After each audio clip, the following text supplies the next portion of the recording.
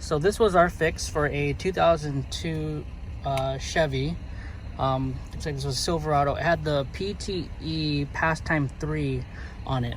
What we basically did was we reconnected the yellow back onto the yellow, and that was connected onto this part here, which was the purple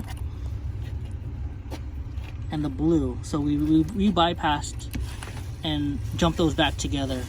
The other thing we did was we had it reconnected back to the purple, or sorry, the pink one, back to pink. So we reconnected those ones back on. We cut the whole series out, and this was it before. So the 3, and then this was the original harness. So we basically just disconnected the power, re-jumped the yellow, which is the purple and the blue, and then reconnected the pink one back to the fuse box under here. And then the security light still blinks, but when you turn the key, it started right up.